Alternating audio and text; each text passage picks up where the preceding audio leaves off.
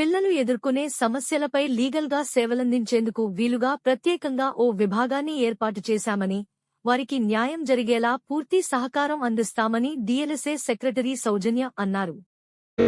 DSP Jeevan Reddy గారు, cyber crime DSP గారు, CI గారు, మరి మా విద్యార్థులందరికీ కూడా శుభాకాంక్షలు.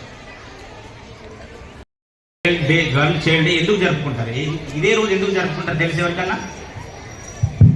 ఇదే రోజు నాడు ఎందుకు జరుపుకుంటాం మనం తెలుసా? ఈరోజు ఈ దేశానికి ఓ మహిళా ప్రధానమంత్రి అయింది. ఈరోజు 1966 దేశానికి మహిళా ప్రధానమంత్రి.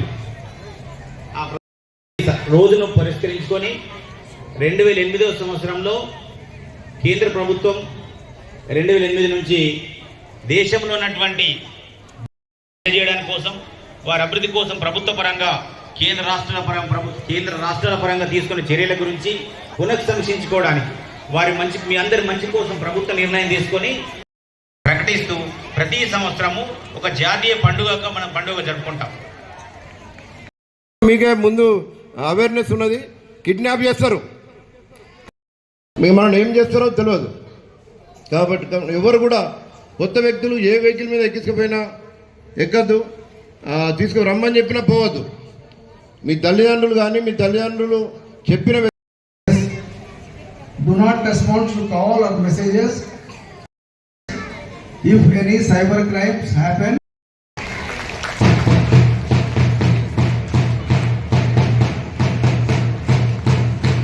Thank you, sir. Now may I request our chief guest Srimati Saujanya. మనకి ఎడ్యుకేషన్ ఉన్నంత మాత్రాన education without discipline is nothing. అవునా కదా? మీకు మీ టీచర్స్ చెప్పే ఉంటారు కదా డిసిప్లిన్డ్గా ఉండాలి అని. సో మనం ఇప్పుడు కూడా నేర్చుకోకపోతే మనకి లైఫ్లో డిసిప్లిన్ అనేది ఎప్పటికీ రాదు. మేమందరం ఇక్కడ ఉన్నాము, ఈ స్టేజెస్ ఇవన్నీ అచీవ్ చేశాము అని అంటే we definitely had achieve this through a proper process of discipline life.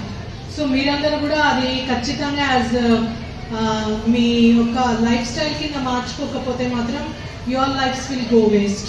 అదొకటి చెప్పాలనుకున్నాను.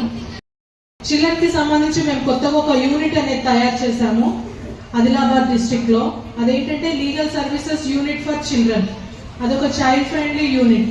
అంటే పిల్లలకి సంబంధించి ఏమన్నా ప్రాబ్లమ్స్ వస్తే అవి లీగల్గా కానీ ఏమన్నా వాళ్ళపైన ఏమైనా ఆఫెన్సెస్ కానీ ఎవరైనా వాళ్ళపైన ఏమన్నా చేస్తే వాళ్ళు భయపడకుండా, ఈవెన్ పోలీస్ స్టేషన్కి వెళ్ళడానికి భయపడినా కానీ వాళ్ళు ధైర్యంగా మా డిస్ట్రిక్ట్ లీగల్ సర్వీసెస్ అథారిటీకి రావచ్చు.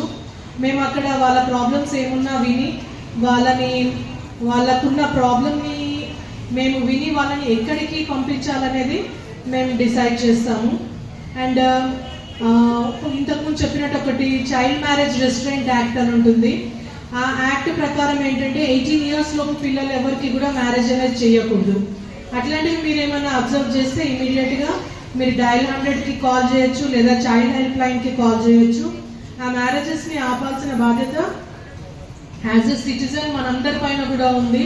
సో ప్రతి పిల్లలు కూడా వాళ్ళ కాళ్ళ మీద వాళ్ళు నిలబడే ఒక పరిస్థితి మనం అందరం కల్పించాలి.